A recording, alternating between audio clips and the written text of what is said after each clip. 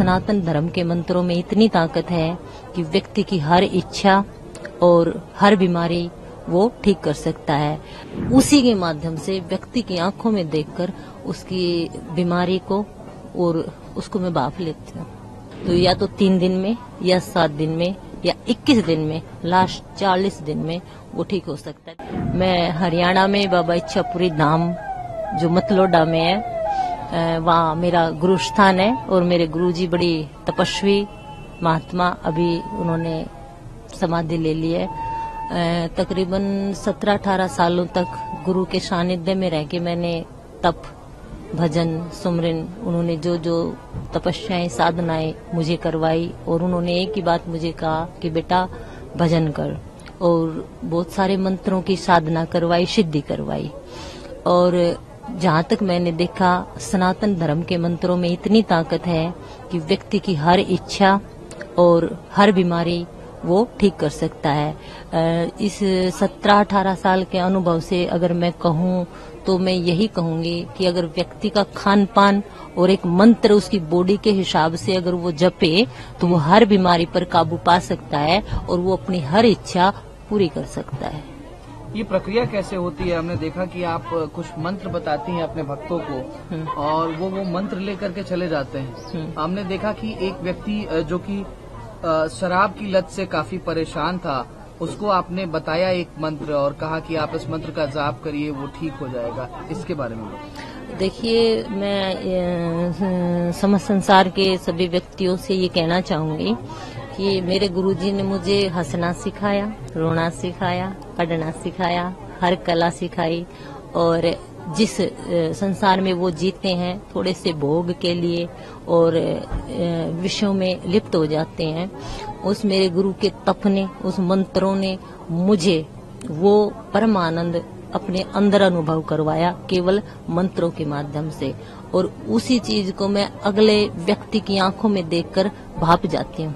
ठीक है, कहते हैं ना कि व्यक्ति का चेहरा बहुत कुछ बोलता है।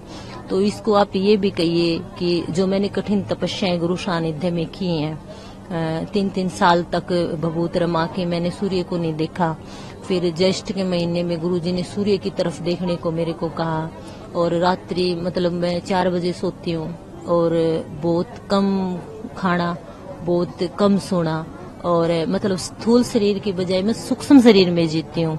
और उसी के माध्यम से व्यक्ति की आंखों में देखकर उसकी बीमारी को और उसको मैं भाप लेती हूँ।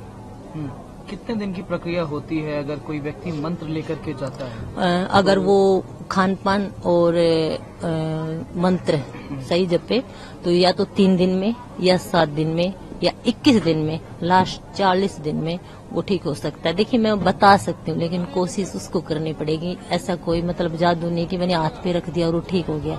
हाँ, मैं बता सकती हूँ लेकिन करना उसको पड़ेगा, क्योंकि मैंने 17-18 सालों तक किया है और अभी भी मैं कर ही रही हूँ। अब तक कितने भक्तों को आपने ठीक कर दिया है? आपने कहा कि आपके गुरुजी की कृपा है। आप पहले भक्त से उसका इष्ट देवता पूछती हो? आप बता नहीं, मेरे को पूछने की आवश्यकता नहीं, मैं खुद ही देख लेती हूँ कि इसका ये इष्ट है और इसकी बॉडी में ये प्रॉब्लम है। कितने भक्तों को आपने ऐसे ठीक? मैं सारा दिन मैंने तो गिनती तो की ही नहीं कोई। पहले गुरुजी करते थे और अब मैं करती हूँ। अब ये गिनती तो करते नहीं, सुबह से शाम तक आश्रम में आते जाते रहते हैं सब।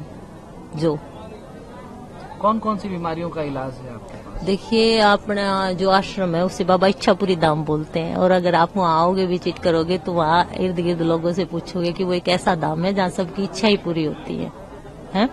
और हर बीमारी, कोई भी बीमारी हो, व्यक्ति के अंदर एक इतनी एनर्जी होती है, व्यक्ति के अंदर एक इतनी पावर होती है, अगर वो चाहे तो हर बीमारी को वो स्वयं ठीक कर सकता है, और अपने खान पान से। मैं ये मानती हूँ और ठीक भी हुए हैं। ये आप आश्रम में आकर देख सकते हो या फिर किसी को बुला के मेरे सामने बिठा के देख सकते हो, ये आपके सामने मैं कर सकती हूँ, लेकिन निर्भर उस पर। मतलब मंत्र से और व्यक्ति अगर आपकी कही हुई बात माने तो वो ठीक हो जाएगा। हाँ, भले मेरे कोई को बीमारी हो। केवल 40 दिन दे, या तो वो 3, 7, 21, 40, लास्ट 40 दिन वो दे। जैसे इसको मैंने मंत्र दिया, इसको जोड़ा, इसका नंबर ले लिया, तो हम 40 दिनों तक या 3 दिनों तक इस पर मेहनत करेंगे। हम इसको वो करेंगे, आपको ऐसा करना है, ऐसा करना है, ऐसा करना है, और तकरीबन सब ठीक ही हो जाते हैं। कुछ ऐसा भी केस आता है कि वो ठीक ना हुए? फिर उसको आदत पड़ जाती है, लेकिन ऐसा मैंने देखा नहीं। तकरीबन बाबा इच्छापुरी जी और गुरु कृपा से ठीक ही होके जाते हैं। ऐसे तो लोग कहेंगे कि डॉक्टर के पास जाने की जरूरत नहीं है, साध्वी जी के पास सारे मरीज चले। हमारे नहीं पास ठीक वही होते। आते हैं जो डॉक्टरों से भी ठीक नहीं होते। आपको मैं ये बात बता दूं। लेकिन अगर उसको डॉक्टर की जरूरत है तो मैं ये भी बोलती हूँ कि आपको उस डॉक्टर के पास जाना पड़ेगा और आपका इलाज ये है। लेकिन तकरीबन ऐसे लोग आते हैं जो डॉक्टरों से ठीक नहीं होते।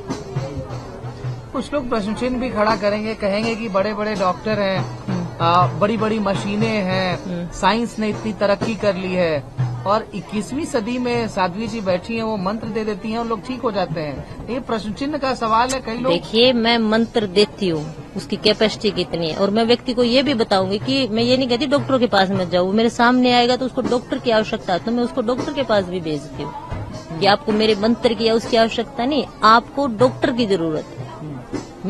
आप ध्यान सुनिए, जो मेरे सामने बैठेगा तो मैं उसको ये कहूंगी कि आपको इस मंत्र के साथ साथ ये खान पान और इस डॉक्टर की जरूरत है, क्योंकि कोई शारीरिक बीमारी है तो उसको डॉक्टर की भी आवश्यकता होती है। अभी दुनिया का सबसे बड़ा आध्यात्मिक मेला और आध्यात्मिक जमावड़ा महाकुंभ, यहाँ पर आप मौजूद हैं। तो महाकुंभ में किस तरीके के भक्त आप तक आ रहे हैं, किस तरीके के मरीज आ रहे हैं जिनको आप ठीक कर रही हैं, या आपने यहाँ पर स्पेशल कैंप लगाया हुआ है, और महाकुंभ में क्या कुछ महिमा चल रही है? देखिए, ये एक श्रद्धा का, आस्था का और हमारा एक सनातन पर्व है, और लोग जिस श्रद्धा से, जिस भाव से आ रहे हैं वो आप सब भी देख रहे हैं कि सबका एक ही मन है कि डुबकी लगाए, ना खाने की चिंता है, ना सोने की चिंता है। और रही बात कैंप की, तो जो हमारा निरंजनी अखाड़ा है, मैं वहाँ पर बैठी हूँ, और महाराज रविंद्रपुरी जी की कृपा है तो उन्हीं के सानिध्य में मैं यहाँ 2 या 3 दिन आई हूँ। और मैं यहाँ पर मतलब अपना भजन, कल्पवास, और यहाँ पे मैं कम मिली हूँ लोगों से, लेकिन रात को जो मेरी भजन संध्या थी 1-2 घंटे वहाँ पर, तो मैं यहाँ पर प्रयागराज में मतलब भजन कल्पवास करने आई हूँ। यहाँ मैं लोगों से कम मिली हूँ। यहाँ आप भजन सुना रही हैं? नहीं, भजन संध्या तो रात को थी, लेकिन यहाँ बैठ के मैं भजन कर रही हूँ।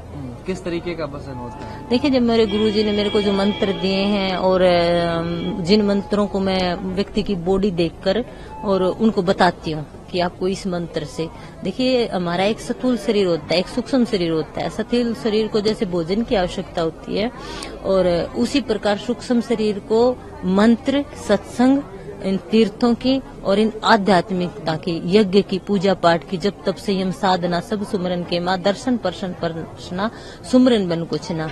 तो वो जब आत्मा की एनर्जी, कैपेसिटी, आपकी आत्मा की पावर होगी, तो फिर वो आपके सूक्ष्म शरीर के माध्यम से आपके स्थूल शरीर को भी मेंटेन रखेगा।